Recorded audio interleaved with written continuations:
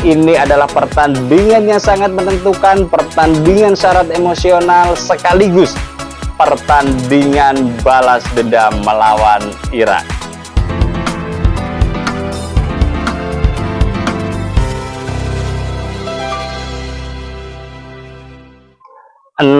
Juni 2024, hari dimana kita tunggu-tunggu, kita nantikan bersama sebagai fans tim nasional Indonesia garis keras, karena kita ingin menonton timnas lagi.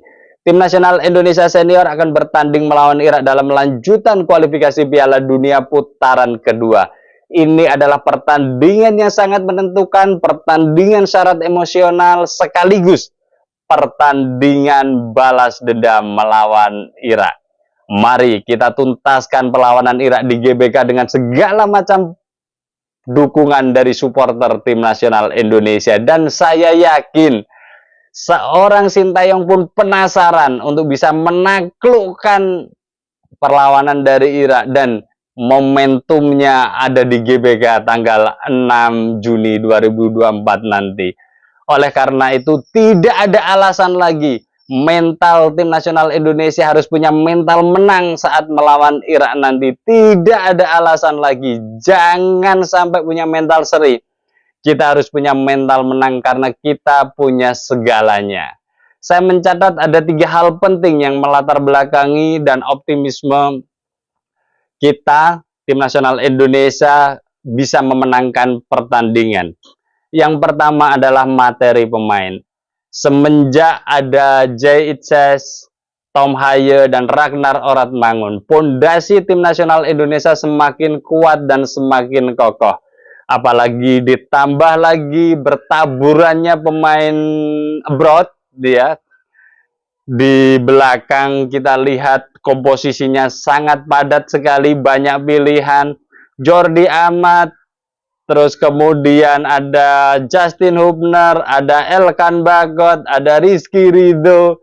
Saya pikir untuk bisa menampilkan 3 center back yang terbaik yang siap bermain, seorang Sintayong tidak akan pusing untuk memutuskan itu.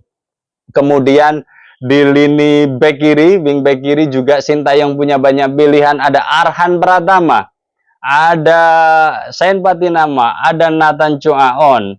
Terus kemudian di sebelah kanan tim nasional Indonesia pun ada Sandy Walsh, ada Asnawi Mangku Alam.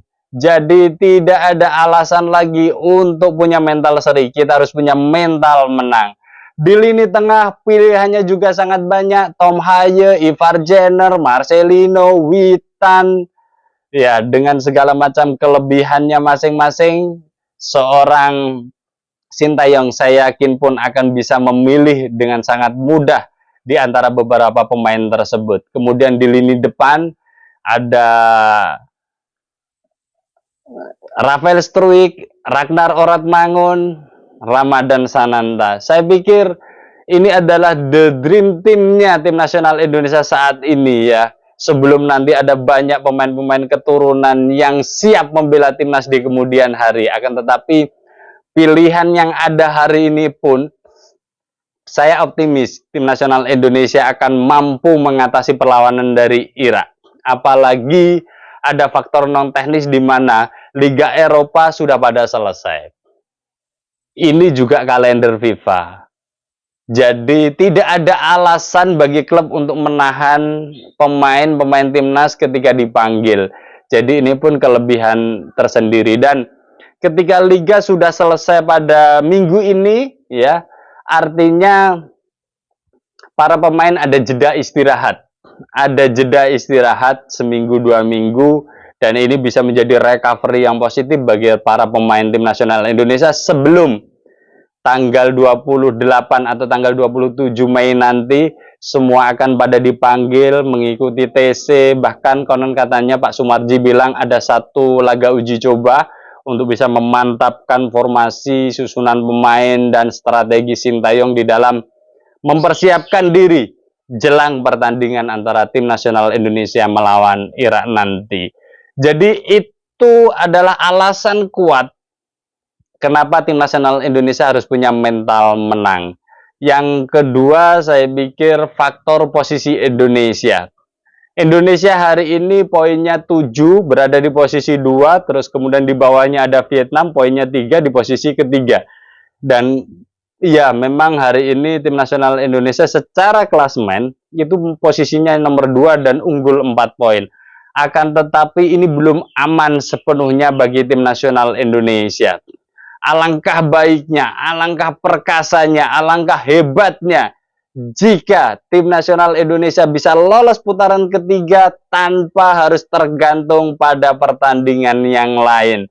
Maka mental menang, sekali lagi mental menang ini harus ditanam, tertancap pada dada masing-masing pemain yang nanti bermain saat menghadapi Irak nanti.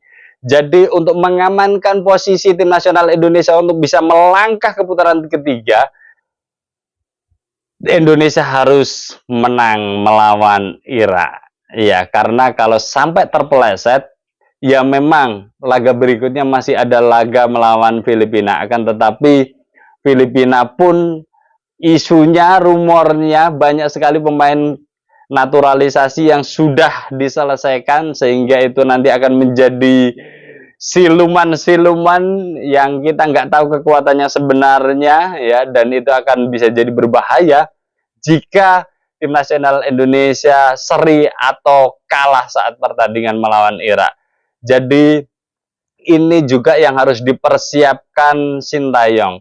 Sintayong harus memikirkan ini, ya, menata mental pemain, terus kemudian meracik meramu bermain yang efektif utamanya dalam serangan dan bisa menciptakan banyak peluang demi terciptanya gol-gol cantik saat pertandingan Indonesia melawan Irak nanti.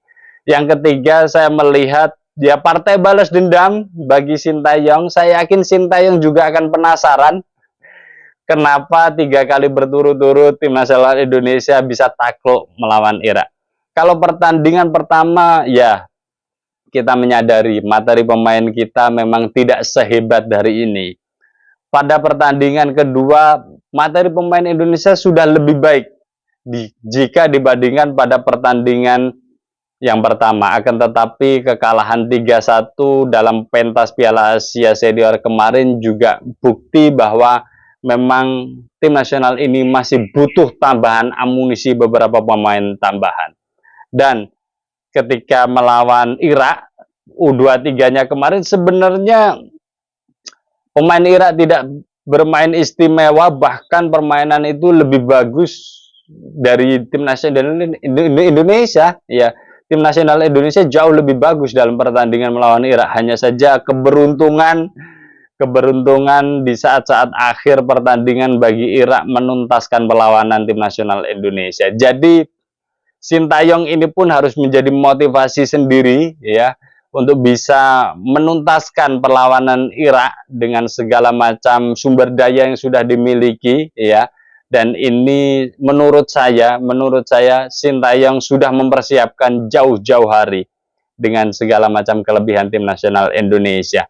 Jadi dengan adanya 3 faktor, ya, yang melatar belakangi kenapa tim nasional Indonesia harus optimis untuk menang, saya pikir sangat wajar adanya, dan tim nasional Indonesia memang harus memenangkan pertandingan melawan Irak guna memastikan lolos ke putaran ketiga.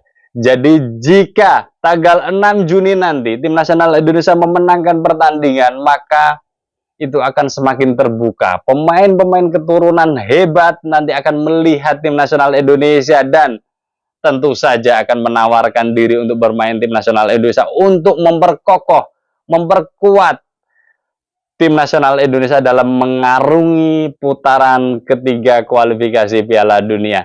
Kita akan update perjalanan dari tim nasional Indonesia menghadapi Irak bersama saya Setia Uban. Thanks for watching.